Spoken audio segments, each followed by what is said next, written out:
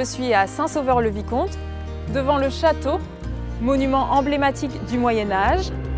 Aujourd'hui, j'ai rencontré Simon, guide conférencier au Pays d'Art et d'Histoire du Clos du Cotentin, qui va nous conter l'histoire fascinante de notre presqu'île.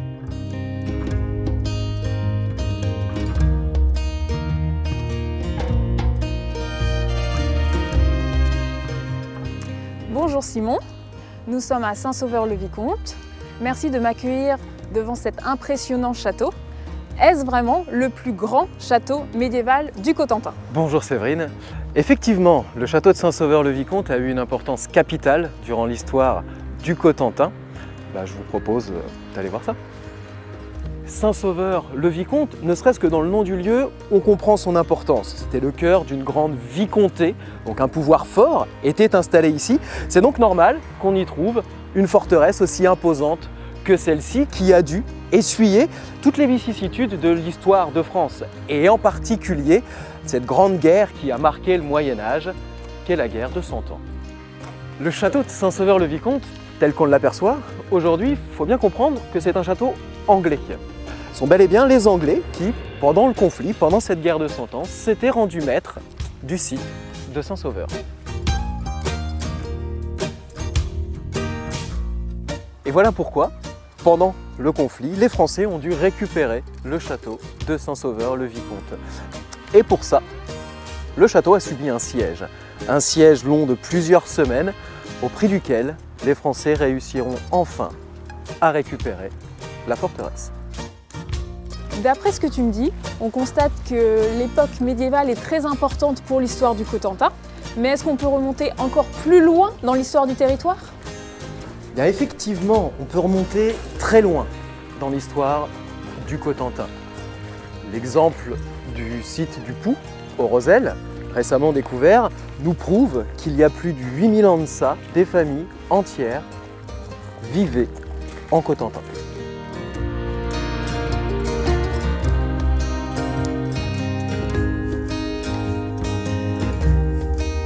C'est incroyable toutes ces traces retrouvées au Rosel sur le littoral. Je sais que sur le littoral, il y a énormément de vestiges, mais qu'en est-il dans les terres? Oui, on peut remonter plus loin dans les terres. Concrètement, ici, à Saint-Sauveur-le-Vicomte, les traces archéologiques nous permettent de savoir qu'on vivait ici depuis les années 600-700. Mais on peut aussi remonter encore plus loin et plus haut.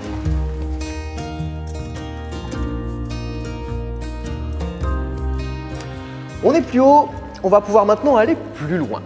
Pas loin d'ici, à Valognes, se trouvent les vestiges antiques d'une ville gallo-romaine du 1er siècle de notre ère. On a encore la chance, en déambulant sur le site, de pouvoir encore apercevoir et apprécier les vestiges des anciennes thermes gallo-romaines de cette grande cité d'Alona.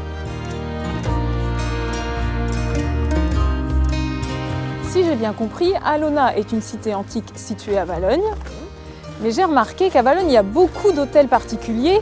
J'ai pas la date, mais je voudrais que tu m'expliques pourquoi il y a autant d'hôtels particuliers à Valognes. Bah oui, le territoire du Cotentin va changer fondamentalement après la guerre de 100 ans. Et justement, on va aller dans une partie du château qui va nous parler de tout ça.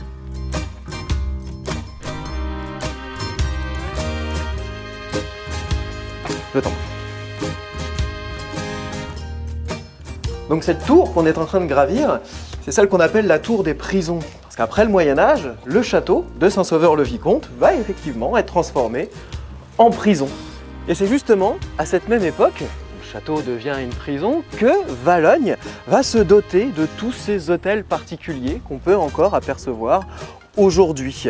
Ça va se faire au cours du XVIe, XVIIe, XVIIIe siècle, et c'est ce qui lui vaudra son surnom de Petit Versailles normand. Et le plus bel exemple de cette époque reste évidemment l'hôtel de Beaumont, encore aujourd'hui en plein cœur de Valognes.